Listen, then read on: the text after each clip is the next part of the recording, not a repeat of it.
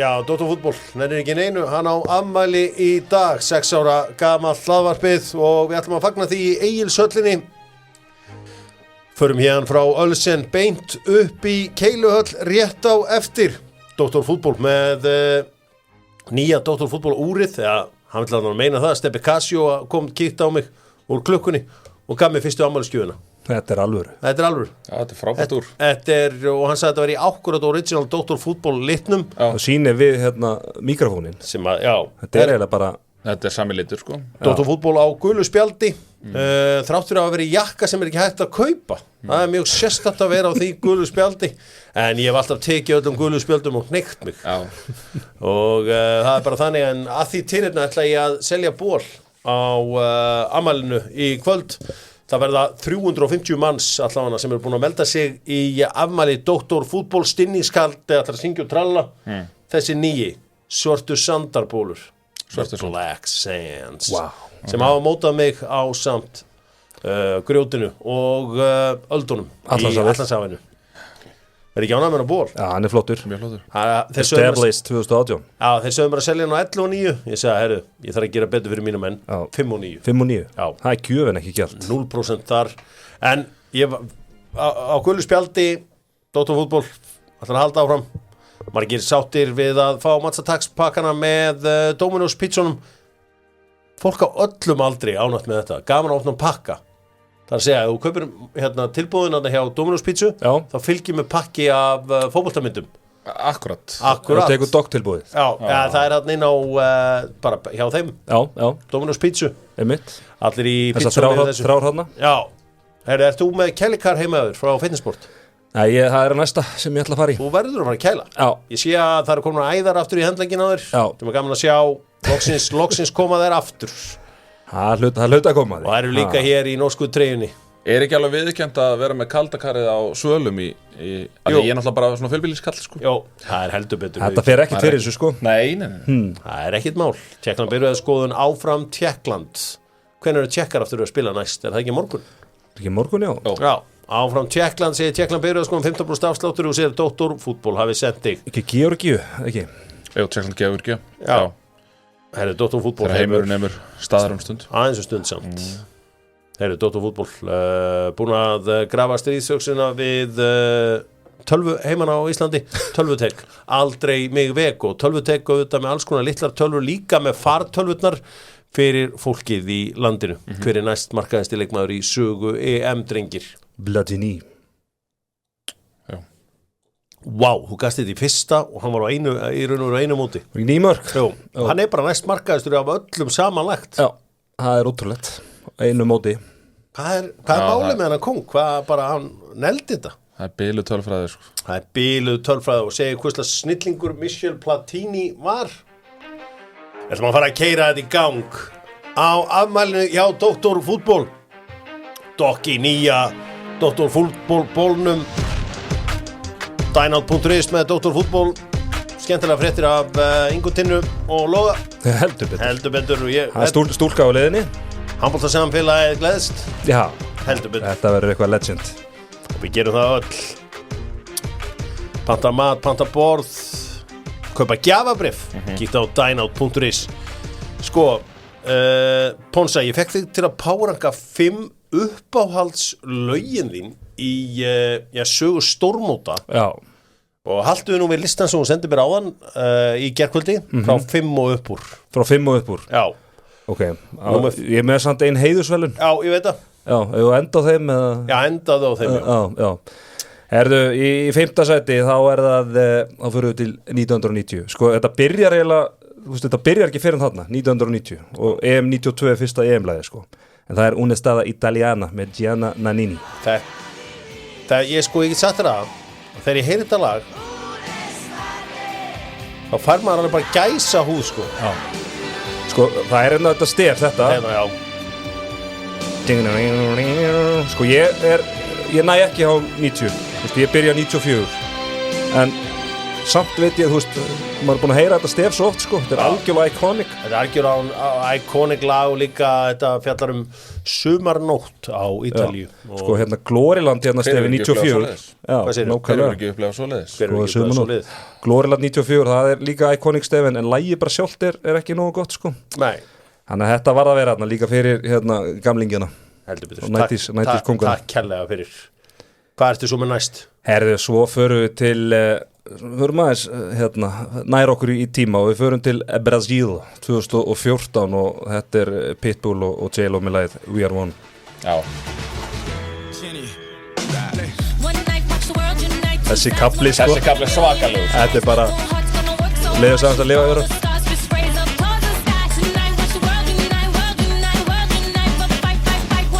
Ég hlusta ennþá á þetta lag bara svona venjulega. Og svo kemur þarna Forza, Forza, Forza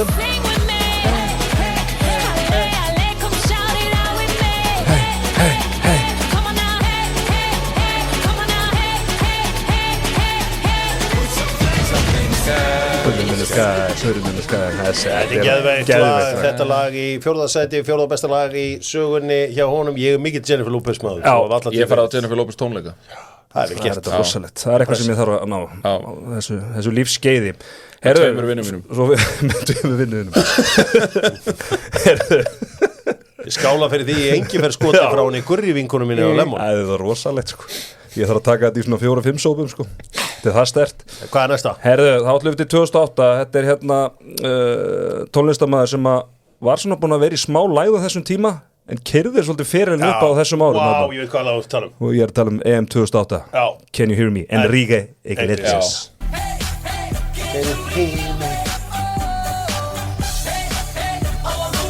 DJ Alveg rétt. Can you hear me? Shit, það verður að keyrast upp í þetta partí í kvöld maður. Þetta verður 100% spilað þar. Þetta verður spilað. Það hefur nefnilega verið hitti á Enrique undanfarna mánuði og eiginlega svona ár. Ég hef séð hann á tónleikum. Já. 2012 fóru á Pitbull tónleika á kynntaninn sérstaklega með einsinn. Þetta var í Valencia. Já. Enrique. Það fór þakið af. Hvort söngan Tonight I'm Loving You eða var það með hinn átgáðan? Já, með alls konar. X-rated. X-rated og allan pakkan. Í öðru seti, hvað er nummer 2 hjá þér? Herðu, Pitbull og annar lag á þessu lista. Já. Og þetta eina lagið sem frá Copa America 2016, Pitbull, Becky G, lagið Superstar. Þetta svo mikið, já. Þetta gírun. Þetta svo gott, sko. Það betur en Pitbull klikkar ekki. Nei, hann einn af þeim sem hefur bara ekki verið mikið í því að klikka. We will be superstars. Svo hann líka á rosalega rispur í þessu lagi, sko. Þetta ekki úr Copa Centenara, 100 ára afmælinu? Já. Það nú reyndar frábært líka lagi núna með Shakira. Punderia. Punderia. Og nummer 1, það vitum við allir hvað er nummer 1. Já, það bara This One For You, Sara Larsson, David Guetta. Og líka bara svona hugrenningatengslin sem á við þetta lag. Bara gæsa húðin að vera í stúkunni í Fraklandi. Já. Það verður að vera, þetta ekki geðvitt lag. Á hvað leikir fór stúkunni? Engan. No. Fór ekki á einn einasta leik. Þannig 20. Nei, ég er 22 þarna. Það var nálega ekki ákveðis yfirdráttarvextir þarna á þessu tíma. Það er nálega verið að græja þetta. Þetta heldur betur lagið. Þú ætlaðir að henda í einhvers konar heiðurs. Já, það veist, ég var eiginlega, sko, einhver vantalega brjálaðir að Waka með Shakiru ekki á þessu lista, en nei, ég bara, en sko, við verðum að gefa, ég er ekkit rosalegur aðdáandi, en þetta á þeim árum 2010, við erum mikið á galiðunni á því ári. Þetta lag var spilað endalust og bara langt fram við móti, sko, þannig að það fær mention bara út á það. Já, þetta áalveg skili mention en ekkit mikið meira en það. Ekki toffin. Við slum ekki að fara bara aftur til Ölsen. Já, hann lýst mjög vel á. Förum í sériðilinn, förum það með heimkaup. Þar sem hún getur keypt vínið, fengið það heimsent. Það gerum við að sjálfsögðu. Við sleppum við að versla við ríkið eins og við getum og verslum við einkaaðila. Heimkaup að sjálfsögðu. Þjónusta þann bransa allan Og svo getur líka, þú ert að rakaðu pungin, þá getur líka keypt raftekkin hana. Já, gott að vita því. Þetta ekki vasselt allt og... Þetta allt vasselt. Já, geðveikt. Allt sem Aimcup sendi frá sér í dag vasselt. Bjórinn og rakvélarnar. Herri, sérhitin. Við byrjum þetta á aðleiknum. Danmörk-England. Gunnar Birgisson, þú lýstir þessum leik. Englendingar getting the job done og komnir áfram. Fyrstu viðburð. Já, getting the job done. Já, það var svo sem aldrei neinn spurning eitthvað hvort að England færi áfram eða ekki úr þessu riðli en það hlýtur að svíða svolítið að tvær mjög slakar framistöður á móti liðum sem að þeir eiga að vera klassa fyrir ofan og svona firepowerið fram á við hefur ekki fengið að sína sig í þessum leikjum og við höfum því miður fengið að sjá lítið af svona kannski það sem England ætti að vera best í sem ætti að vera, pressa hátt Sko, förum að þessi pressutölunar Við vorum að tala, ég hef séð PPDA upp á 22, þú varst með 28 Já, Athletic og Wisecout segja 27,8 Það rosa, það þýðir sko hversu margar sendingar fram að pressu Það er því hærri sem þessi tala því verra í rauninni fyrir því verra að pressa og þetta bara eins og lélegt lið í bara þriðjudeild eða eitthvað Já, myndi halda það Þetta passes per defensive action Já Þannig að það er að segja hversu margar sendingar þú leifir andstæðingum að meðaltali að ná áður en að þú tekur boltan að þeim. Já. Ég meina, Jude Bellingham langt frá sínu besta í gær. Declan Rice rosalega langt frá sínu besta í gær. Trent Alexander-Arnold sömuleiðis og svo velti maður fyrir sér eins og með það. Þú veist, það hefur kannski verið svona mesta umræðan í kringum hann. Bæði af hverju er hann þarna og svo í öðru lagi af hverju er hann þarna ef að Southgate er eiginlega búin að ákveða fyrirfram að á ákveðinni mínútu þá tekur hann út af, alveg sama hvað af því að þetta var ekki leikur þar sem þú tekur sóknar sinnaðan miðjumann út af Nei. Alls ekki og það sem að þú þurftir actually að hafa þessar sendingar frá honum en málið er að það kom aldrei einn hlaup frá Harry Kane eða neitt svoleiðis, við sáum þetta ekki fyrir Ollie Watkins kom inn á Ponsa, þú ert auðvitað eldri en tværvitur í þessum stórmótum og þú manst auðvitað eftir þegar frakkandur eru heimsmeistara 2018 riðlinum þá lélegi leikur á móti Ástralíu sem eru unnu 1-0 jafntefli á móti Danmörku við munum eftir Spánverjar hérna 2010 töpuðu fyrsta leiknum við munum eftir Argentínumönnunum skammarlega lélegir í byrjun riðlakeppninnar í síðast Halló. Og við munum núna eftir Í öllum þessum leikjum þá hefur samt að þú nefnir Argentínu og Frakkland í öllum þessum leikjum voru Argentínu og Frakkland í öllum tölfræði þáttum miklu slakari í andstæðu miklu betri en við erum að sjá hvernig Gareth Southgate spilar þetta 2020 á EM þá kemur hann að skýta leikurinn 0-0 á móti Skotum svo kemur leikurinn á móti Bandaríkjunum á HM hann er bara hann er í úrslitaleiknum þeir vinna síðustu 3 mót núna þetta er 3 mótur það sem er vinna fyrsta leikin gera jafntefli í öðru leik í hindu skiptin hafa svo unnu leik og þeir eru svo mæta líðlegasta liðinu í reyninum fara og þú veist þannig að líklega fara upp með í sögu EM unnið fyrstu 2 leikinu svona aldrei Nei. Þetta kannski þetta er bara einhver uppskrift og þú veist það er mér finnst sko þetta er búið að vera sterilt og hérna bara þú veist ekki gott skiljuru en mér finnst svona menn vera full mikið komnir í stóra dóminn sko þú veist það er ég ætla að bíða með hann Þú ætlar að bíða með hann? Ég ætla að bíða með hann. Ég ætla líka að bíða með hann. Mér finnst þessi umræða á þessi eitthvað allt þetta. Sko, ef að Danendur hefði ekki skorað þessum 30 metrum, þá hefði ekki skorað þessum leik. Já, og ef að Viktor Kristjánsson hefði ekki verið steinsofandi að þá hefði England valla komist yfir miðju í þessum leik. Bretarnir þekkja Viktor Kristjánsson, sko. Hann var steinsofandi allan tíman hjá Leicester. Þeir eru búin að vinna heimavinnuna. Það er fleiri slagur. Halló, það er fleiri sem vinna heimavinnuna. Halló, það er fleiri sem vinna heimavinnuna en Gunnar Birgisson. Það var reyndar ekkert eðlilega lélugur í Premier League þetta hálfa tímabil en þú veist, maður væri alveg til að sjá eitthvað svona hrist upp í þessu Eitthvað hrist upp í þessu? Þeir ná ekki einu svona yfir 1 í XG í 2 Ég held að við séum allir sammála það vantar svona Dean Skate svakkarinn þarna það þarf Kobi Mainu það vantar bara Dean Skate svakkarinn ég meina þú veist, það hefur alltaf verið leikmaður Manchester United í þessu lið það er ekki núna og svo tókum við þessi 1 vinstri bakvörð og það vantar tilfinnilega vinstri bakvörð í þetta alls bara upp að balans í sá Serban í gær þeir söknuðu náttúrulega Filip Kostic síns vinstri bakvarar það er svona englendingan það er ekkert ósvipað í gangi þar bara þú veist að Luxo sé ekki þarna bara svona upp að balansin í liðinu en já en þú veist þeir voru ekkert frábæri í riðlakeppni síðustu 2 skipti Gareth Southgate sé ekki bara hérna núna komin áfram, easy peasy eftir lélegasta leikinn, ég leyfði þjóðinni að velja fyrstu 2 leikina bara hafði alla bestu og gerði eitthvað settu inn á Now it's time to cook. Nú fer þetta allt í gang. Nú hann bara að hugsa let me cook. Nei, ég held að gerist ekki. Ég held að hann hendi fyrir fótinn úr liðinu. Já, annarkvort Saka fótinn. Það væri mjög skrítið. Það væri ennþá skrítnar að setja Saka úr liðinu. Hann hefur verið svo eini sem hefur verið með lífsmarki fram á við. En þú veist, að vera með þessa þrjá einhvern veginn, þú veist, sem eru þarna Kane, Foden, Saka, sem eru svolítið að leita allir í sömu svæðin, skilu, það er enginn tilbúin að stíka sér. Arguably 3 af bestu í heiminum í sínu stöðu. Já, en þú veist, þú verður þá eitthvað að hnika til. Stundu þarftu bara að vera með. Þú ert að leita blöndunni, skilurðu. Já, hver er blöndan? Viltu að fá Jared Bowen að þinni það? Nei, bara Anthony Gordon, lefa honum að hljóta í fyrir. Ég til já. Anthony Gordon, ég meina að þú vilt færa fyrir fóturinn á miðina. Já, til dæmis, annarkvort það, eða svo er náttúrulega ljóst, Harry Kane er ekki heill. Nei. Þess vegna spilaði hann bara klukktum í ger. En akkur er hann það heill alltaf að hlaupa tilbaka? Og hluti af þessari pressutölfara er líka bara hvernig hann er að leiðapressun. Já, og hvernig pressan er uppsett hjá Southgate, til dæmis eins og í gær að þá eru náttúrulega Danir með mjög marga leikmenn á sínum vallarhelmingi á móti mjög fáum hjá englendingum og starffræðin, ef hún er ekki að svíkja mig að hún hefur nú gert á stundum en það meikaði engan sens hvernig englendingar stiltu upp pressunum sinni í gær að því að Danir fundu alltaf lausamannin alltaf. Ég meina rétt á þú talar mikið þetta match momentum hérna. Já, meðbyr og ég meina þið sjáu bara þú veist, rétt árið Danir skora þó það sé að 30 metrum þá er mikill meðbyr af því að þeir áttu rosalega auðvelt með eftir að England kemst yfir að spila sig í góða stuður og í góð færi. En ég er með hundlegilega frétti fyrir alla krakkana sem er að hlusta hundlegilega frétti og Gunnar Birgisson og alla krakkana þetta mót byrjar ekki fyrir þannig að lögða bara svona, svo við tölum bara íslensku ég er voða vitlaus, ég vil voða mikið tala bara einhverja reyna íslensku mótið byrjar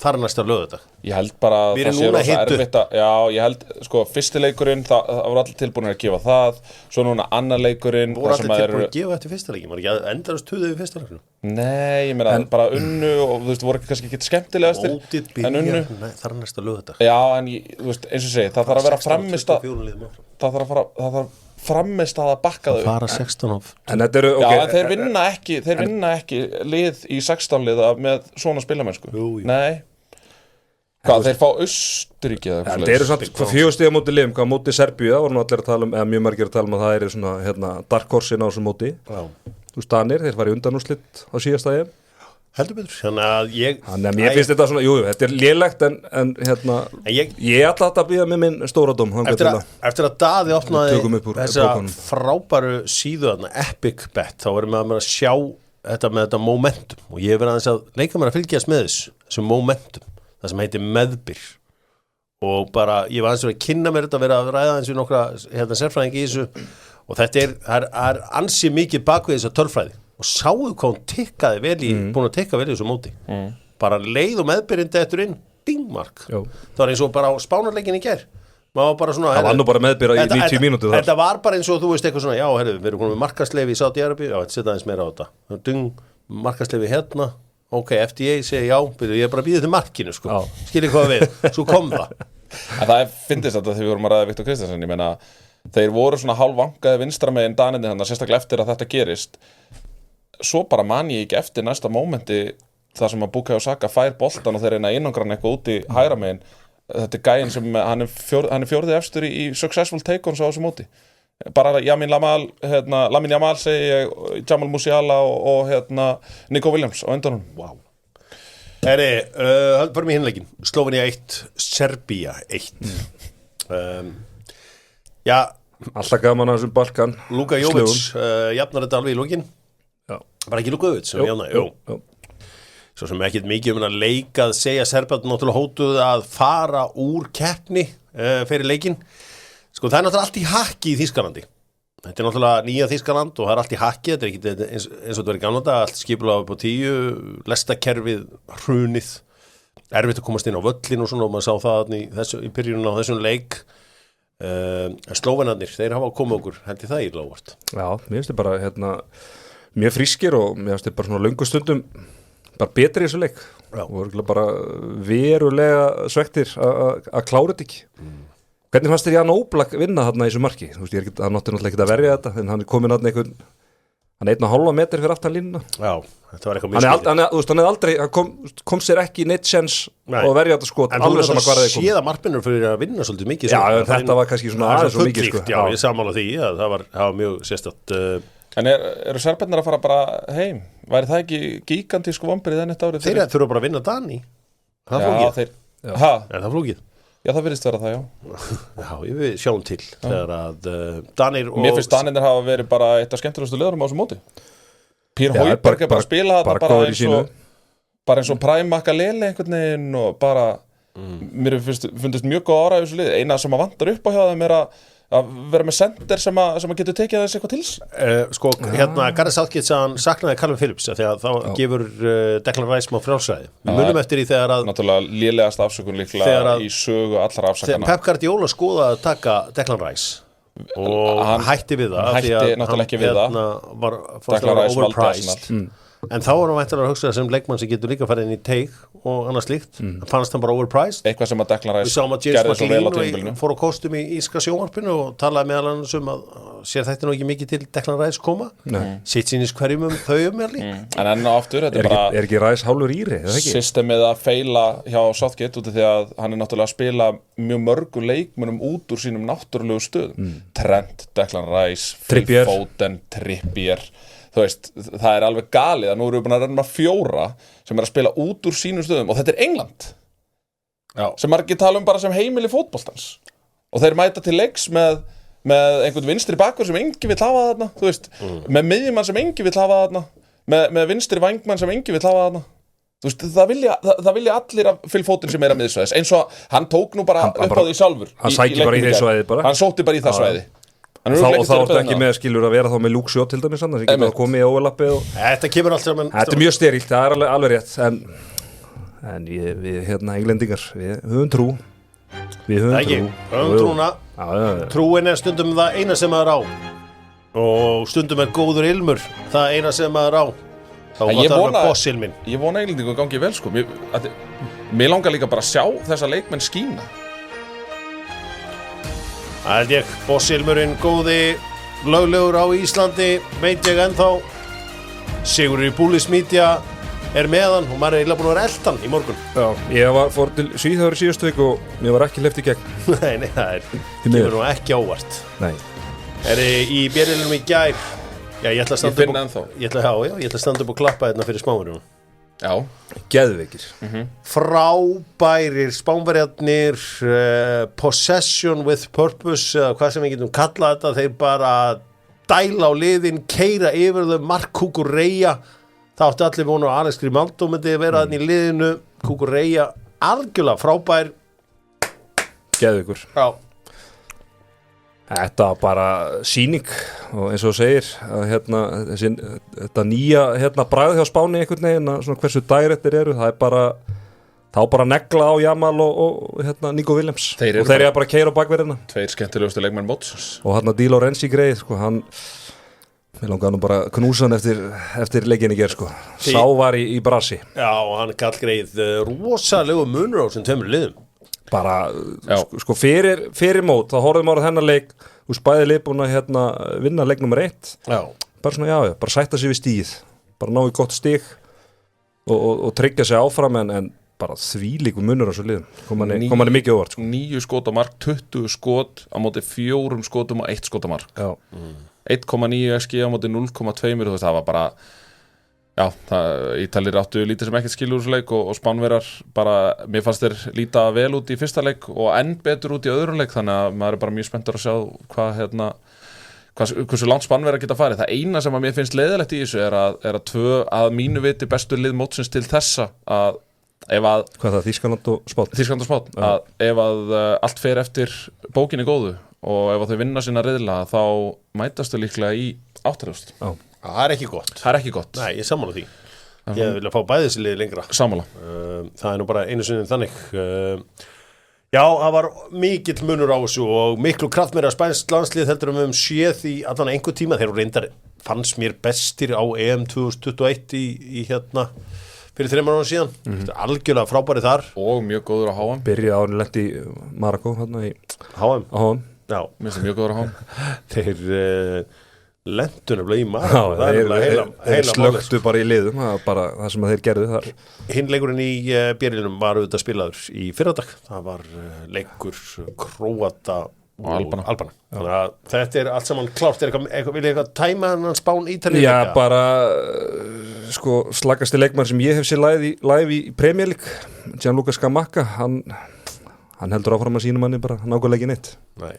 Hann er að taka svolítið vestam Scamaccan Já, með sér inn í þetta mót. Sá hann á Old Trafford og púlsi fór aldrei yfir 60 slugum meðan hann var inn á vellinum. Það var ekki fyrir Mikael Antoni að koma inn á fyrir hann fór svona aðeins upp. Já, en þetta lá alltaf í loftinu en greið Calafiori að skera þetta sjálfsmark, það er nú alltaf leiðilegt. Það var óöppin og svona lítið til flex. Já, svo smá hann Donnarumma, nákvæmlega. Þannig að það var eiginlega ekkit í þessu að gera fyrir kall greið. Förum í dýriðlinn. Ég get sagt ykkur það að nú er hægt að kaupa 98 tómum tækið hjá Sony fyrir þá sem að vilja taka þetta alla leið. Já. Sony sjónvarpin fást í Origo og það er meðal annars hægt að fá 65 tómun á einhverstæri kringum gamla góða 200 kallir. Og við mennum að við erum ekkert smeykir við að vera eitthvað að pæla á mikið í einhverjum 4K eða eitthvað slíkt því að leikirnir eru ekki einu svona teknir upp í 4K þetta árið. Það er bara HD Og saltað aðeins. Það er búið að Gamla salta. góða. Þetta er bara gamla góða HD-ið. Já. Eitthvað ultra HD eða eitthvað álíka. Við hoppum yfir í dýriðlinn. Það er Pólland, Austurríki eða ekki? Jú. Og svo erum við með Frakkland á móti Hollandi. Já. Góðu fréttnar eru það er að Kylian Mbappé er ekki dánum. Er það búið að staðfesta? Það er alltaf Julian Laurent sagði það. Ég verð bara að taka því sem staðrind. Nefið á nú að bara það voru 90 gráða vingill þarna Já. bara. Ég held hann væri alltaf átt í riðlakeppnina sko. Allavega. Það er ykkur. En hann var mættur með einhverja grímið þannig gær en Hann má ekki vera með hana. hann má ekki vera með Danna verið með grímu. Víma að gríma. Það er það sem þið segja. Þið vitið að ég á það slóð. Já. Og það er ástæða fyrir það má ekki vera með. Ég er búin að heyra því. Ég byrju má. Og þennan leik ætlum við að horfa á saman í Keiluhöllinni í kvöld klukkan 7 bara þegar amalega búið ætlum við að eiga góða stund og horfa á hana leik saman. En byrju með að markmenn vera með grímu. Já. Kamil Grabara Já. náttúrulega spilaði með grímu í... Já, ég held að megi allavega ekki vera með þessa grímu þarna með franska fánunum. Ég veit svo sem ekki hvort að alla grímu séu bannar. Er það ekki bara eitthvað? Er þetta ekki bara svona einlitt eitthvað? Ég meina, er eitthvað munur á þessu að vera með gleru eða þú veist? Ég veit ekki. Nei. Það er allavega, þeir eru ekki þarna. Frakkland, Holland, er þetta ekki jafntefli? Ég held að Frakkarnir klárið það. Já, með án Mbappé. Já, þú veist með fréttina frá þér að hann verið með. Þá held ég að klárið það.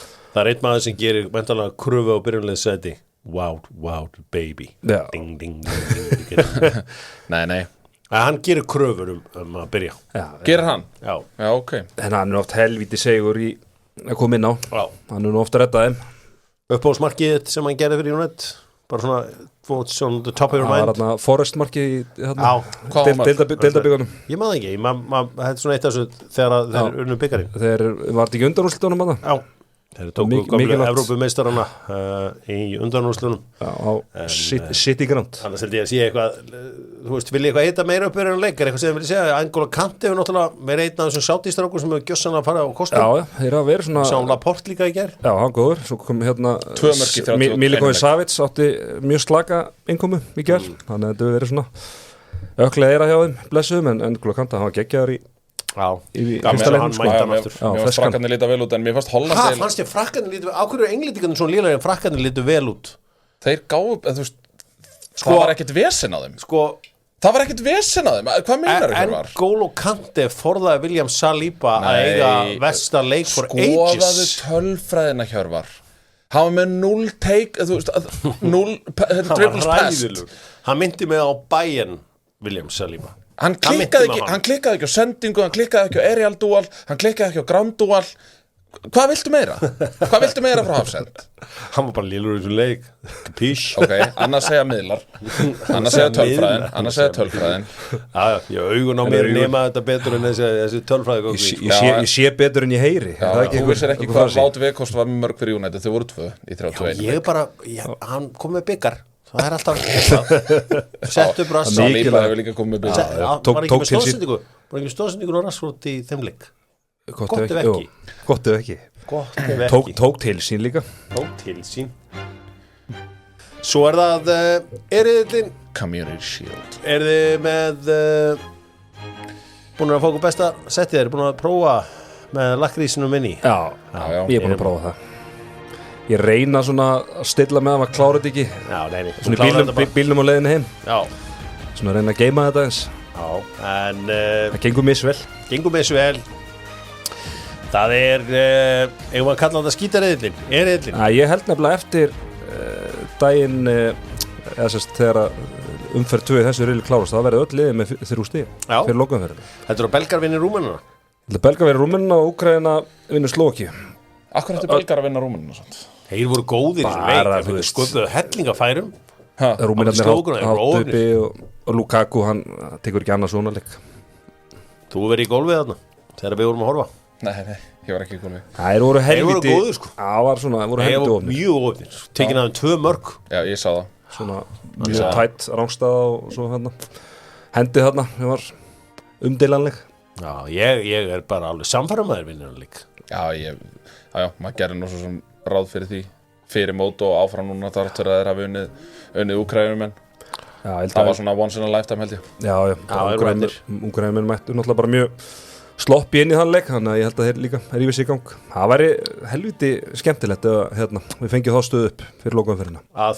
Öllið með 3, þú veist að því að fyrirfram var fyrir eitthvað boring sko, það myndi svolítið kveiki í þessu. Það myndi líka sko hættur þetta og jafntefli í lokaumferðinni, öll með 4. Já, eitthvað sem sittur eftir. Það verður þá væntanlega Úkraínumenn út af því að markasölvi. Þannig að þetta verður eitthvað. Svo það bara rétt í lokin, þá verður spilað í Arilinu. Og Arilinu verður spilað á sunnudaginn. Og það bara hreinn úrslitaleikur. Skotland-Ungverjaland. Ég segi hreinn því að jafntefli gerir ekki neitt fyrir þessi 2 liðaldi. Ekki neitt. Ég held nú að Ungverjar hljóta að taka þann leik. Já. Annað kemur mikið óvart. Skotarnir voru svo sem fínir í síðasta leik en svona með fyrsta leikinn og ekki það, það var svona kannski ósanngjarnt að vera eitthvað að bera saman við hann en Ungverjar hljóta eiga einn gír inni með alla þessa leikmenn innabors og Szoboszlai þarna á eldavélinni sko. Já, þetta líka þannig leikur að jafntefli gerir ekki neitt. Ekki neitt. Bæði lið þurfa að vinna. Já. En þetta getur orðið helviti áhugavert sko. En ég eitt sem að, ég veit það ekki, ég er kannski einn og það en það pirra mig aðeins að eins og í dag, þá Slóvakía Úkraína klukkan 1, svo hinleikurinn í riðlinu 7 annarkvöld. Já. Ég veit ekki alveg hvað þeir Já, þeir gera þetta líka. Það pirrar mig. Þeir gera þetta líka með Króatíu, Albaníu og Spán, Ítalíu. Þannig að fara svona á milli daga sko. Þegar í fyrstu umferðinu var þetta alltaf þannig að þú klára þess að riðlinn frá deginum á undan í fyrsta leik og svo næstu 2. Þetta svona, maður alltaf flakka á milli sko. Já. Heldur betur. Ég veit ekki alveg hverju pælingin. Já. Það allavega þannig. Herri, það styttist í afmælið hjá Dr. Fútból sem verður klukkan 5 í dag í Keiluhöllinni. Það verður mikil stemning og þetta frábært veður hérna í höfuborginu og ég skoraði þetta á landsbyrna líka til að kíkja á okkur. Ég minna á það að Brynjólfur Hjörleifsson verður þarna frá Lífeyrissjóði Vestlunumanna að ræða lífeyrissjóðsmál á mannamáli. Hafið séð hann selja tryggingar? Nei, lífeyrissparnaðinn. Hann gera bara mannamáli. Hann verður þarna á einu borðinu og hann verður bara, hei þú, talaðu mig. Við þurfum að ræða eitt hluti hérna. Það eru lífeyrismáliðin. Og hann líka með hennar sjóara bakgrunn sko. Já, og svo skilur hann og svo bara komin með allan pakkan hefur áður en vita af því. Þetta bara launahækkun. Þú verður að pæli hvað að fara að gerast þú verður fullorðinn. Ég verktakakall sko, þannig að ég borga mótframlagið mitt í lífeyrissjóðin sjálfur. Passar ekki upp á það. Lífeyrissjóð Vestlunumanna að sjálfsögðu, þeir rifja upp hvað gerist á þessum degi. Og í raun og veru ætlum við bara að fara til ásins 2018 því að það var Dr. Fútból fyrsti þáttur var á þessum degi? Það var á þessum degi 21. júní 2018. þá ætluðu við Ágústur Ágússon að byrja saman í svona dóti. Hann lét sig hverfa strax á fyrstu viku. Skildi mig einn ég var einn að róa af því að ég var búin að byrja og búin að deila þessu svona. Hann farinn, shit, hvað ég að fara að gera? Sko, ég kem hann að fyrst 2000 og ég held að það hafi bara verið 2018. Já, ég held ég að fengið sumarið. Þá vorum við í kjallaranum í Skaftelínu þar sem að gullbylgjan var. Já. Gullbylgjan og lettbylgjan. Heldur betur. Ég man að ég var á Krít á Sundlaugabakkanum þetta kom. Það bjargaði eða svona hjálpaði mikið til það. Ég man að Guðjón Þórðarsson var einn af fyrstu gestunum líka. Frábæð þáttur. Heldur betur. Ég þarf að fá Gauja aftur. Það er ekki spurning. Það er mikil vinur minn. Get ég fengið þið? Hann kemur seinna. En ég er ekki alveg í Gauja. Þegar hakan byrjar svona og gefur þetta. En máli er að ég þarf að fá Gauja. Því að það er algjörlega minn maður Guðjón Þórðarsson. Það er snillingur. Förum til Copa America. Hvað ætli oft til oft í Bíkó helgina? Ég ætla að fara einu sinni. Já. Það er nóg. Bara taka hann að pakka niður í ferð. Já. Okay. Ég þarf eitthvað sturtugleiri heima er í einhverju brasi. Ég þarf eitthvað að þétta betur undir af því að það lekur þétti fröð. Má ekki giska, þú ert pjúristi og þú fer alltaf í Bíkó smiðvinn við Kópavoginn. Já. Og veistu hvað ég ger alltaf? Ég legg alltaf bílnum, ég byrja alltaf á því að lappa planið hinum í þar sem að húsin, kófarnir eru. Já. Byrja alltaf að tjekka á þeim. Rífi aðeins í þetta og allt svo leiðis og fá sér kannski eina pulsu á leiðin inn. Já. Heyri, allavega, þá er Copa America að sjálfsögðu með Bíkó og Argentína unnu Kanada í nótt. Er þið búin að sjá færið sem að Messi klúðraði? Nei. Ok, það var klikk þar en hann lagði síðan upp mark og þetta var svona skammarlegt, hann ætlaði að chippa yfir hann var senast ekki markmaður í markinu, hann ætlaði að chippa yfir varnamann nema bara, hann fór í varnamanni og þannig að það var eins og, það var allt saman Býtum maður svo, að því að þú út að segja þetta nú, maður svo, Guardian skrifa hérna ageless Lionel Messi remains central to Argentina's global ambitions. Lionel Messi unlocks Canada, Argentina opens with a shaky win. Shaky win. Já, ég samanlega. Lionel Messi reacts to taking the first step towards trophy number 45. Já, en allavega, þá var þetta svona, það er stundu þegar hlutinni gerist í Suður Ameríku, það er svona eins og Mihailo Mudryk bara í Úkraínu, það hljómar, það lukkar rosa vel sko, en málið er það var ógeðislega fyndið. Amerikaninn að fjalla fótbolta er ógeðislega fyndið dæmi og hér er einhver amerísk landslískona mætt, hlusti á þetta. There's nobody like Messi, and I don't think that there ever will be somebody like Messi. It's a generational talent. It's like Maradona, and then Messi has just had that crown. But there's other players, Jude Bellingham, Pulisic coming up. Hvernig varstu við þetta? Svo Jude Bellingham, hvað enda hann á að segja? Og Pulisic.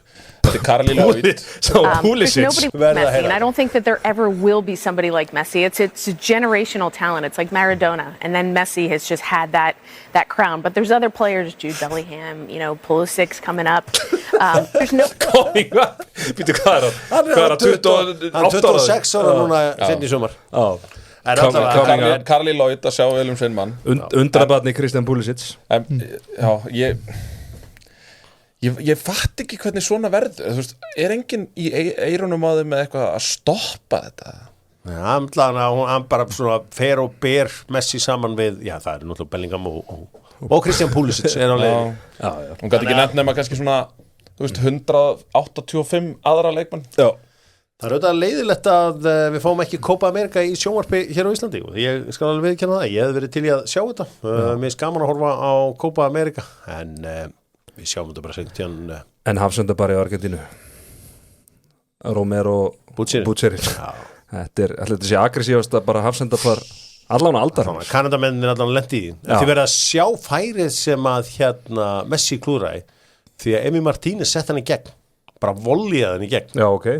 Og en var ópinn að skora ekki. Hversu spenntir eru það að sjá Jamaica-menn?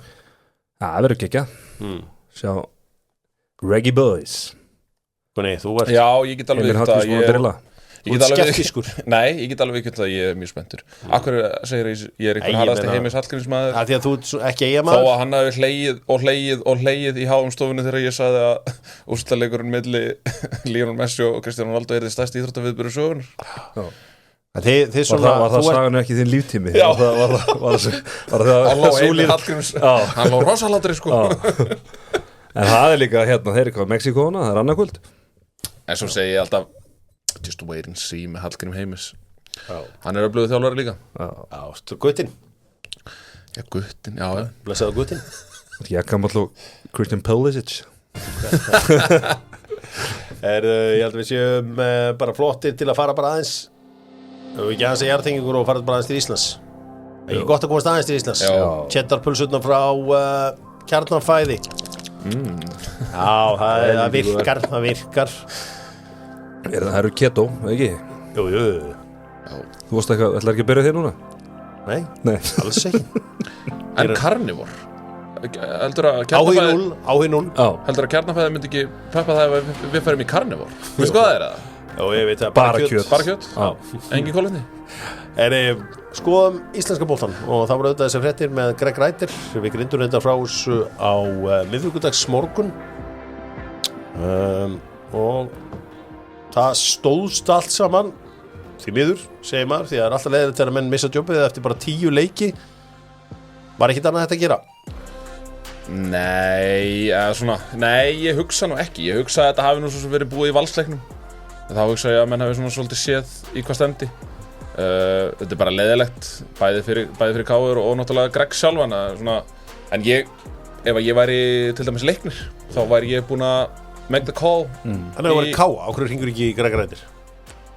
Bara ride or die Það er ekki eina sem þeir geta hugsað með Káa með þessu núna þeir eru neðstir, ride or die Já, jú alveg, Ég held bara að Hallgrímur sé þeirra maður Já, ég held að sé líka bara einhvern veginn það er allt í það miklu hassi þarna en já, hvort það hafi verið eitthvað að gera eitthvað annað náttúrulega, þú veist, árangurinn ekki góður auðvitað en það er líka bara þegar að fanbaseið er einhvern veginn þetta er ekki þolinmóðasta fanbase í heimi og þegar þeir eru svona þannig að kalla eftir breytingum þegar Jón Kári Eldon byrjaði að fara í þessa aðför gegn honum að þá vissum maður að þetta var hann var byrjað að snemma hann var aldrei að fara að lifa þetta aldrei nokkuð Þú veist, Pálmi og Bjarni er þetta, já þú sagðir einhvers staðar Pons að þetta væri smokescreen fyrir Óskar Já, hann takið þó bara við þegar uppsannafresturinn rennur út Þú veist, hvað er þetta að gera fyrir Óskar Hrafn? Ok, við vitum að það er Einar Þorsteinsen með þetta project sitt í Reykjavík Build Back Better þar sem hann ætla bara að rífa borgin í gegn og allt svona ætla hann bara að henda teppinu á eittur og bingo fyrir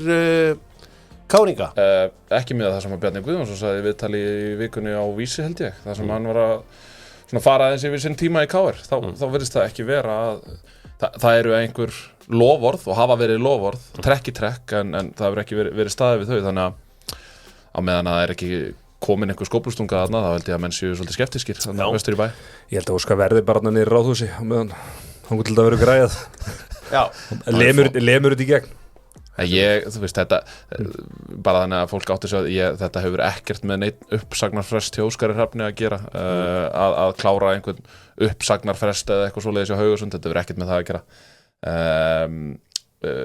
ég sé ekki Óskar Hrafn taka við þessu káarliði eins og staðan er akkurat núna Pálmi og Bjarni hvort að þeir verið ráðinni tímabundið eða bara permanently veit maður ekki en það er svo sem ekki auðvangar að grísa í þessu málum í þjálfarabransunum á Íslandi það er ekkert margir toppklass þjálfarar á lausu og þú væntanlega þarf toppklass þjálfara í þetta káargig En hvenær, þú veist, sagði hann fyrir í haust taka við þessu? Nei, ekki eins og staðan er akkurat núna allavega svona með það sem maður heyrir í þessu fótboltasamfélagi þá hefur held ég Óskar bara ennþá áhuga á því að þjálfa erlendis ég held að það sé bara nokkuð ljóst Jú að tippa á leikina sem eru helgina Gunni Gískar Já Hann þekkir það Já Hann kann alveg að tippa á leiki strákur Gerum þetta með lengjunni Gaman að sjá Ég hef alltaf gaman að sjá Gumma Ben þarna með sápuna Það er bara eitthvað Þú veist að rödd er á kallinu Flott rödd Þetta er á lengjunni Tippa á lengjunni Heldur betur Vestri Valur Fyrsti heimaleikurinn Er þetta fyrir vestan? Þetta er fyrir vestan, já, Kersvellinum Já, þá er þetta 1-3 Valur HK Stjarnan 1-4 Stjarnan. Víkingur KR 3-0 Víkingur. ekkert new manager eða bánsaðna Nei. Káa Fram Þessi töff.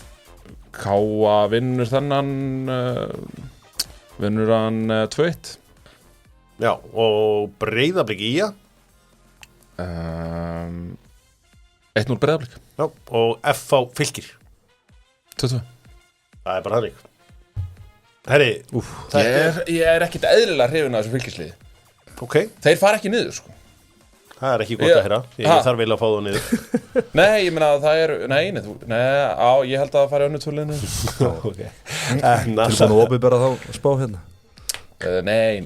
herri, en það er þetta mál milli vestra og Fylkis yfirlýsingar á báða Er komin yfirlýsing fyrir Fylki? já, Já. bara eitthvað, þú veist og bara fordæmum eitthvað já, en það verðist einhvern veginn enginn í Fylki kannast við þetta Nei.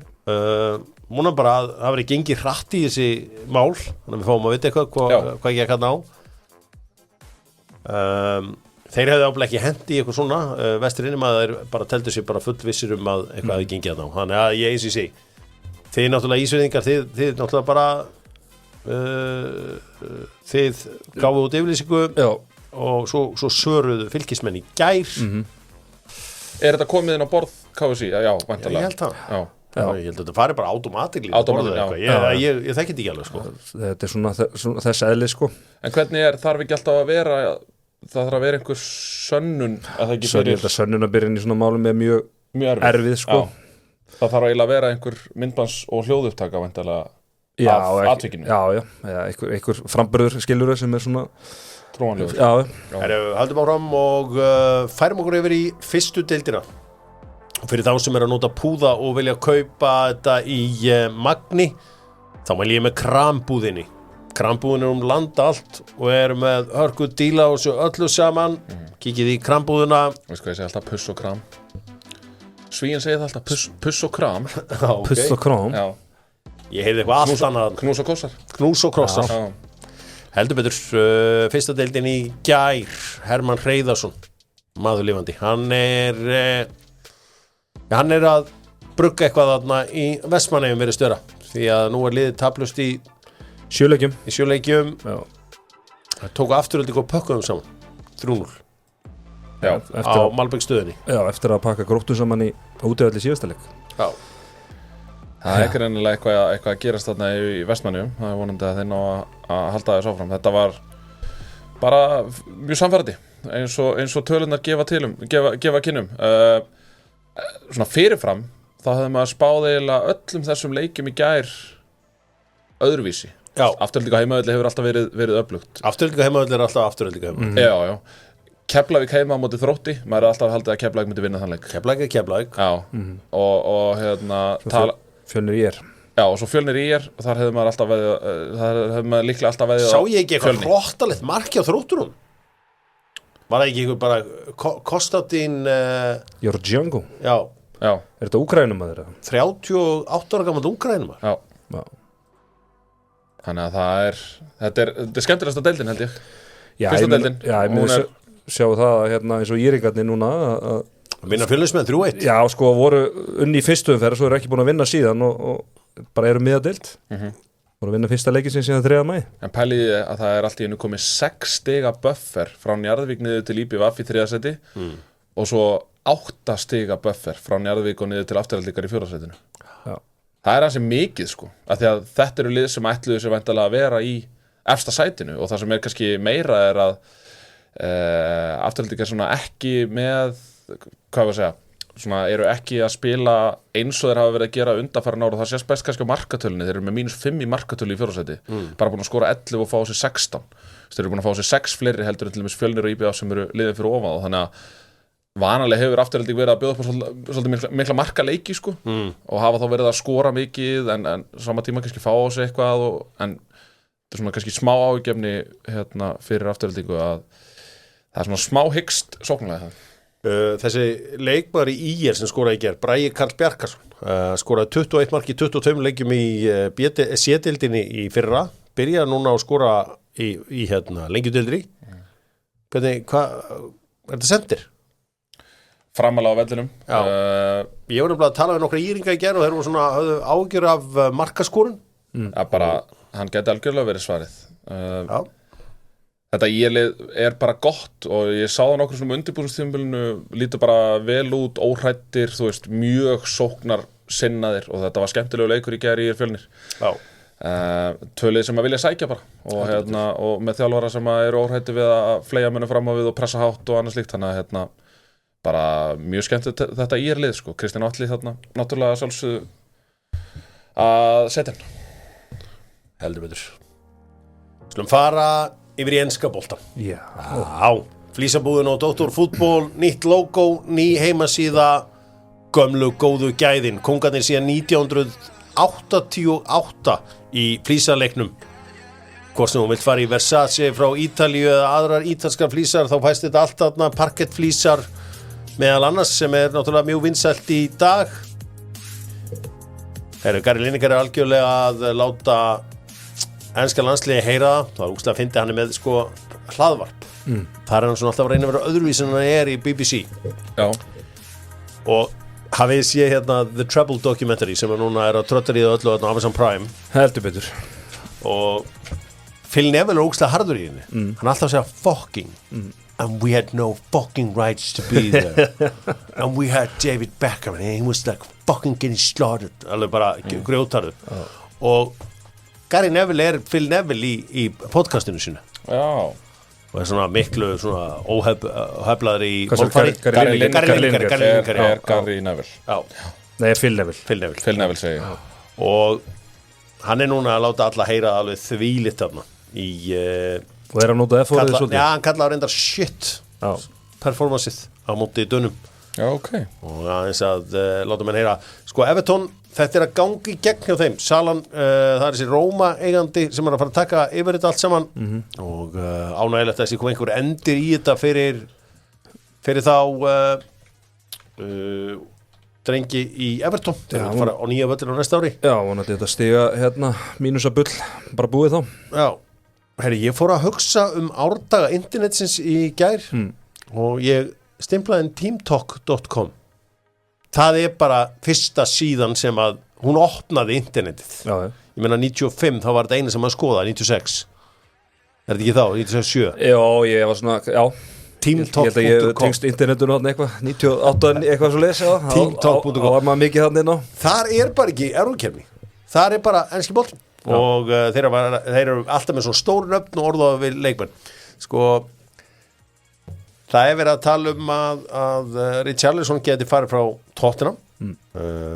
Hann sé alveg til í að horfa á eftir honum.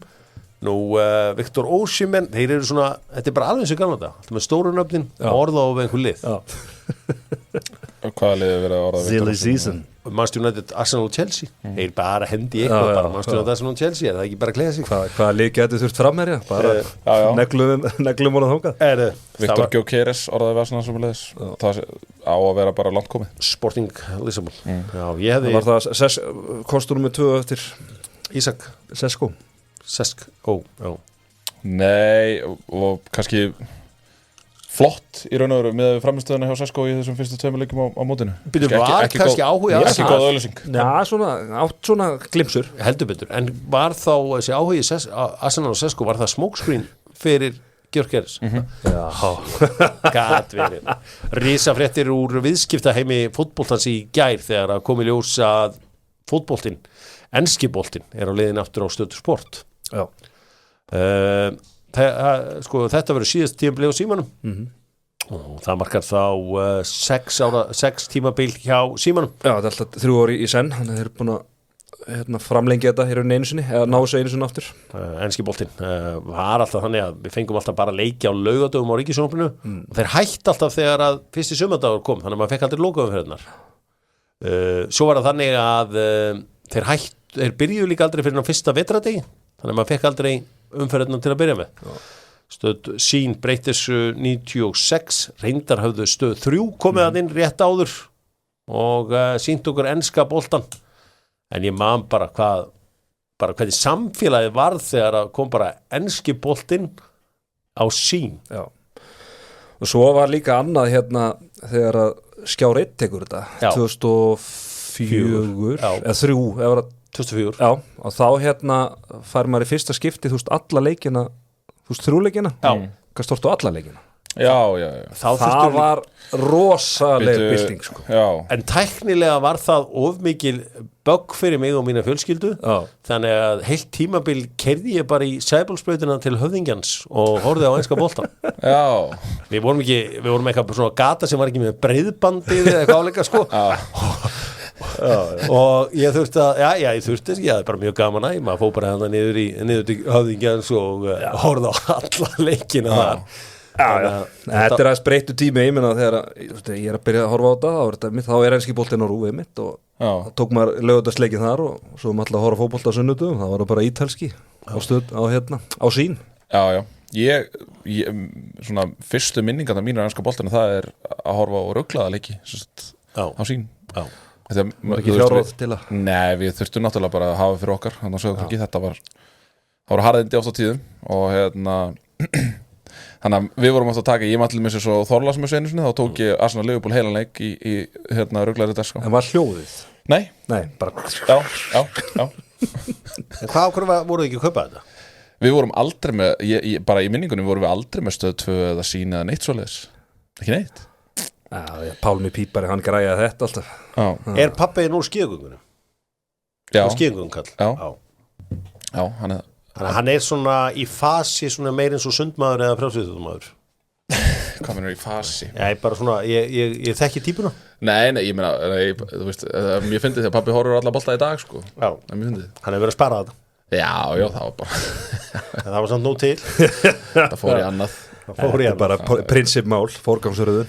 Það er nefnilega algjör forgangsröðun. Stýst allt það. Allt saman það að hafa þetta allt saman rétt. Í dag þá ég held ég með áskrift á öllum sjónvarpsstöðvum og öllum streymisveitum og horfi aldrei á einhvern veginn nema bara það sama einhvern veginn alltaf. Nei, það er sama hér, en ég horfi alltaf á sama. Já. Og ég horfi alltaf á sömu myndirnar og sömu þættina líka. Það er bara gott að vita af þessu. Ég stundum að horfa á mörk úr íslenska boltanum frá 1997 Stöðu Sport 5. Ég horfa alveg ríkar átt. Þið vitið allir að Einar Á eru vinnarar í byggingabransunum. Já, þið þekki það. Með allt límið og allt slíkt, dúkana og Wonder Vibes og allan pakkan. Einar Á vilja vita hver eru vinnarar og lúserar þessarar viku. Er einhverju svona vinnarar og lúserar sem að koma í ykkar huga? Svona hratt? Já, ég meina verður ekki að setja þetta á Herdísi Dröfn Fjellstedt fórstjóra sínar. Já, fyrir að hafa klárað enska bolta. Græja þetta, já. Silti þessu heim. Já, það var helviti stert. Ég held alltaf að útboðið verið í haust. Það var Nei. þessu lögði á mér. Fleiri vinnarar. Er einhverju fleiri sem að svona Kukureya. Mark Kukureya er klárlega að vinna. Hann er búin að vera, hann líka endaði tímabili vel í Premier League. Hann er búin að vera góður önnu upp á síkastið. Ómar Ingi Gunnarsson. Klárt. Svo var ekki íslensku fótbolti líka svolítið vinnir eftir en að þessa frábæra leika á mánudagskvöldið eða þriðjudagskvöldið. Víkingur Valur, klárlega. Samfélagsmiðla Vals. Já, vinnarar. Það var flott. Ég vil líka setja Ayoze Pérez bara hvernig hann er búin að koma sér í þá stöðu að vera að spila mínútu fyrir þetta spænska lið. Eftir að vera bara einhver varaskeif í Leicester bara fyrir korteri sko. Þetta gladdi fantasímannin í þér. Já, þetta er bara ég alltaf þegar svona gæjar eins og hann og Kramaric og sko Andreas Weimann sem maður var ekki búin að sjá í 10 ár þegar hann poppar allir ég elska þetta sko. Það er bara gæjar sem maður er búin að gleyma sko. Það er eins og það er Andri Gómez sem er alltaf mættur áttur í Evertón þess Hóselu og svona kallar sko. Það er svo sem frækkunni að þú skefur ekki af hlutunum lúsirar það er alveg frækt núna. Já, ok. Gareth Southgate náttúrulega. Já, fyrir að vera efstur í riðlum. Hann er fyrsti gæðin til að vera efstur í riðlum til að vera lúsir. Já. Að ég segi eitthvað hvað, ég held að pyrrir fólk við Gareth Southgate. Áruleysið. Það er lúkið á hann. Manstu eftir hérna, að því þú ert nú eldri en 2 vetur í enska boltanum. Glenn Roeder, sem var með West Ham og Newcastle. Hann var með þetta hérna lúk. Blessus í minning hans. Munduru hlaupi gegnum veggi fyrir Gareth Southgate eða? Já. Mundur ekki það? Lennur rótir það var hræðilega það var hérna lítil áræður honum ég held alltaf með honum að því ég er góð manneskja og þú veist hann pyrraði maður svolítið, það verður bara að segja þess já. En já, ég skil samlíkinguna það er svona eitthvað áruleysi sko. Rúdvan Austurói er allavega ekki lúser, hann er eiginlega vinnir því að hann nálgast nú Burnley óðfluga. Já, það verður gaman að sjá hann svona, sjá hann í enska boltarum aftur Declan Rice lúser. Já. En okkur tekur hann bara af því að hann var ekkert eðlilega slagur. Já. Hann var svona eiginlega tölfræðigögnum sína að Bellingham hafi verið liðlegastur. Já, hann svona, það sem Bjarg, hann átti þarna eitt töfra moment þegar hann setti Olli Watkins í gegn. Hann svona Bjargar honum. Andri Lúnin. Andri Lúnin, maður. Kláraði brandaraðinn. Ég er að fá svona úr, djúðlega þetta hlott úr. Já, þetta er Dr. Fútbolúri. Já, þetta er rosalegt. Dr. Fútbolúri, hérna Steppi Casio kom bara með þetta. Já, ég veit. Ég er bara búin að horfa á þetta allan þáttinn. Dáliður ykkur. Já, farið í nei eða já. Já. Hendum okkur aðeins í nei eða já. Yes sir. Ég ætla líka að henda vinnir á Ryan Tedder aftur fyrir frábært EM-lag. Eftir því sem ég hlusta oftar að þá finnst mér þetta geðveikt lag. Gerum þetta með Icewear. Það sem prísin er fer og ég fer í Icewear. Mér langar að njóta ásta við þig, Fæ ei nó. Ég njóta ásta með þér, Fæ ei nó. Fæ ei nó í Icewear. Já, takk. Það var rétt. Green light. Red light. Green light. Everybody take. Það er fyrir mig í þetta allt saman. Nóa, nei eða já spurningum.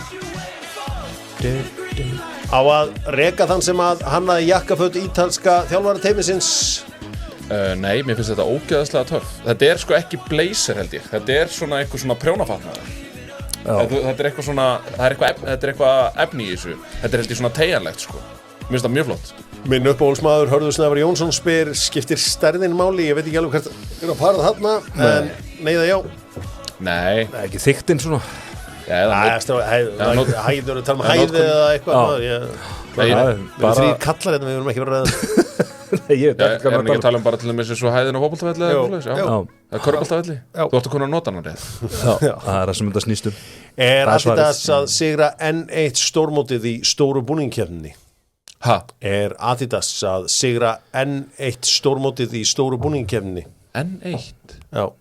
Er það að segja, ég sagði er ekki verið að tala um að Fraklandsbúningarnir Miss Portugal-búningar, Nike Belgia away er alltaf hann er mínir búningar í þessari keppni Tinnabúningurinn það er töff, ég elska það sagan fara verið með, því ég pjúristi en það að Fraklandir sé að koma með sín flottasta búning í langan tíma það er svona, það er vatn á millu nægarana það eru bara tveim búningar sem ég er spenntur fyrir ég er spenntur fyrir tveim búningum það er Georgi og Albania ég er alltaf Georgi og Albania já, ég líka ég ætla ég þarf að komast yfir Tyrklandsbúningin hvíta mér finnst Adidas að vinna einhverja búningakeppni með Þýskaland í þessum treyjum sem þið spilið í gær it's a no from me bleikt, fór ekki spilið í gær fyrir dag, it's a no from me minga gólfið, meira bolti minga gólfið, meira bolti ég er að spila mjög lítið en það er ég búin að spila alveg herfilega upp á síðkastið ég spil ekki núna þegar maður er í gangi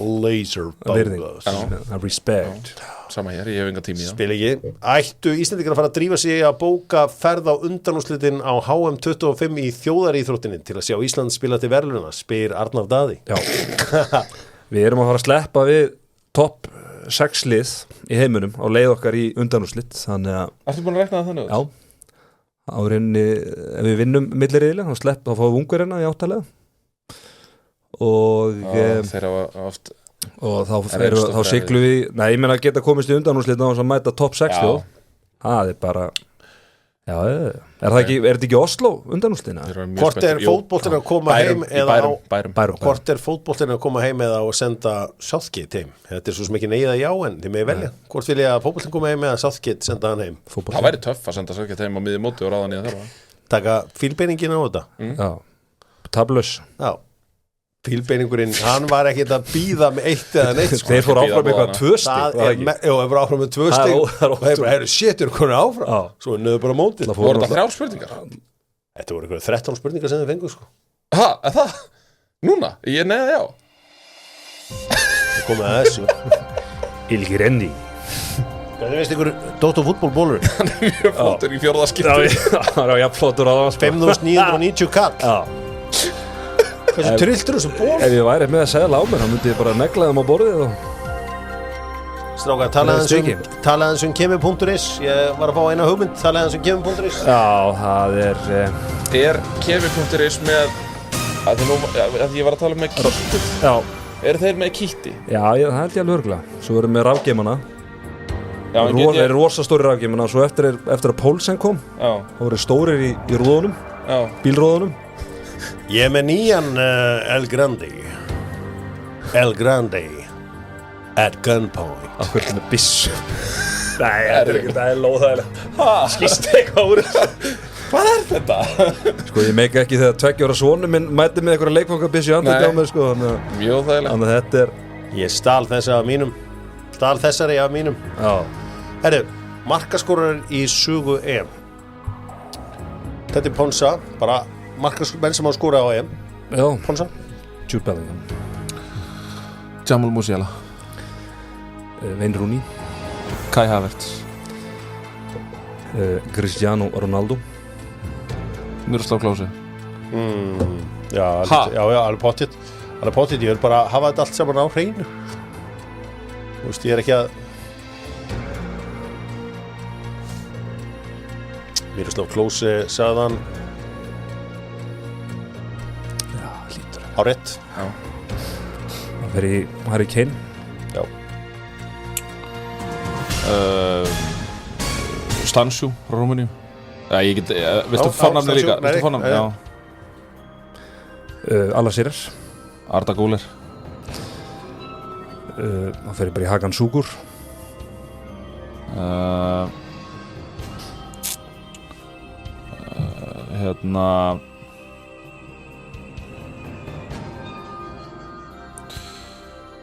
Qasim Lassi. Chiesa. Chiesa hjá Ítalíu. Já, hvor Chiesa? Þú sagðir Chiesa. Fór að pappin eða strákurinn? Hvort ætlar að segja pappan eða strákin? Varstu að meina þann sem er að spila núna? Ég ætla þá bara að segja... Býtu, nei, hann er búinn að segja. Nei. Skoða. Sko, Chiesa er rétt. Já. Federico Chiesa er rétt. Skora hann ekki úrslitaleiknum að það? Hann skora allan eitthvað síðast EM. Já, það var Bonucci skoraði útslagum, en hann skoraði já. Mikkel Damsgaard. Þá segir ég bara Bonucci. Bukayo Saka. Bukayo Saka? Já. Hvað fyrir England á síðasta EM? Skoraði hann ekki í undanúrslagleiknum á móti Dönum með það? Nei, byrju, fyrst hann bara vítið. Bukayo Saka. Hann hefur samt skorað á EM, eða ekki? Bukayo Saka er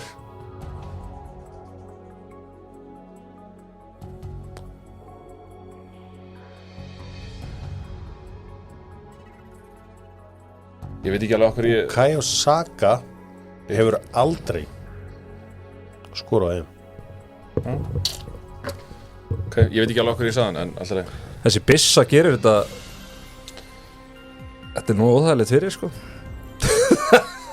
Þetta er með þess að helvítis byssu í andlitið á manni. Ég geta nefnt svona 1000 nöfnaðar í nefndi Bukayo Saka. Ég er bara einhvern veginn, já. Ég held að þú myndir alltaf komið þinn mann, Andy Carroll. Já. Maður leita svolítið, sko, það er annarkvort eitthvað sem gerist í gær. Svo er ég alltaf bara í 2000. Ég ætlaði bara að fara í Zidane og núna Gómez og eitthvað svona gæja. Ég held sko að Cristiano Ronaldo höllum þess ekki kom. Jó, ég tók hann. Tókstu hann? Já, bara í snum byrjun. Já, ég held það. En ég meina miðað við rökin til dæmis sem við heyrðum frá því í síðasta þætti að þá er Andy Carroll vantarlega betri heldur en Andersen Iniesta. Ég hópa það. Nú, á hverju? Það er með fleiri mörk. En Andersen Iniesta. Bara fleiri mörk. Ég meina þetta snýst vantarlega bara það. Og herri verð með það. Já, nei, Andersen Iniesta er flottur í fótboltann, engin næstbesti leikmaður í sögu Evrópu. Ég held að séu bara mjög margir sem eru tilbúin að deyja á þeirri hæð, sko. Já, það er skrítið. Mitt svar, er það ekki samt Zidane? Næstbestur. Ég hugsa bara fljúa sem næst sólu og þetta Barcelona-lið Það er ekki bara Puskas eða eitthvað. Þetta Barcelona-lið sem að Andres Iniesta var líkilfaktor í að Zidane samt alveg í svona 7-8 ár alveg það er náttúrulega, þú veist, maður veit ekki hvernig samkjöndum var, skilur, þú getur alltaf tekið það argument en ég menna hann var kongurinn í Evrópu í 6-8 ár Já, það er margir kongarnir í þessum bransar. Já, Dóttur heldur fútból betur. þakka fyrir sig á ótrúlegt að leikmaður föstudegi. Sjáumst ég rétt á eftir í keilöldinni, segðu mér alltaf róm. með þessi gæði skulle ekki hafa skorað á EM. Það er erfiðar en halda að skora á EM. Já, það er það. Del Piero. Alessandro Del Piero, það er Del Vecchio Del hann var eftir. Vecchio. Viltort, þú veit ekki ekki Viltort Já, ég meina Henry. Já. Henry er potið skoraði. Já. Ég teki bara náttúrulega allt Arsenalið. Bergþau skora potið. Já. Man eftir einu markinu frá Já. En þú snúst samt vel. Nei, ég er undar ósammála því. Ég er búin að, þú veist, ég er búin að lýsa einhverjum 5-6 leikjum á mótinu og það eru komin alveg helviti mörg í þá leiki. Ég er bara ekki að byrja á þeim til dæmis og farið svo að Já, allar hún getur huggað en við þú varst með- maður varst bindur reyndar svo sem með- ekki bakka sína sömu hnútum Þú og varst líka með byssu í andlitinu Já. sko. En Gunni, þú getur huggað við það að þjóðin elskar þig. Ég held að þessi nummer 1, 2 og 3. og svo ætla ég að vera Ég með elska ykkur. og ég ætla að vera með tökuna Birgislög í kvöld Það syngjum Gunnar Birgis. já, tvöna Birgis hún Það gefur þarf að gera það? já, Já. og stinniskaldi Stinni skaldi með frá Já. Grindavík. já, Já.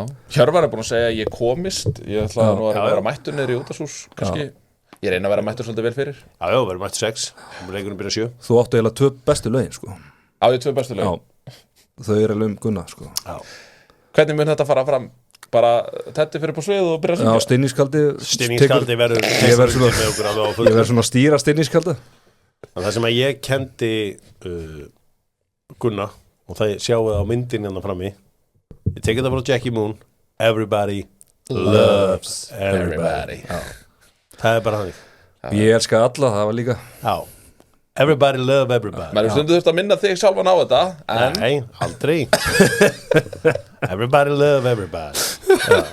Þegar fyrst þegar ég var að taka á Gunna Já. þá bara þetta maður að tipla á tánum hann gæti ekki Ha? sittið með einum og þessum átt svona svo fór ég bara á bara, byggði brýrnar svo núna er hann byrjar að byggja sína eigin brýr já, Arnar Gunnlaugsson og Óskar Hrafn Hjörvar Hafleðsson og Rúf það var aldrei ég segi alltaf how about giving love a chance. nákvæmlega varst ekki með eitthvað eina brúi viðbót sem varst búin að og hann er að byggja eina brú núna. hann er að Ég græja er að- eina Ég er að leggja stóðirnar. já, Ég er að leggja stóðirnar. How about giving love a chance? hann er að teikna eina brú það er gaman að sjá Hvað með að gefa ástinni sens? brú er ekki byggð á einu degi Nei, nei, ekki frekar en Róm. nákvæmlega Dóttur fútból, takk fyrir sig verið sæl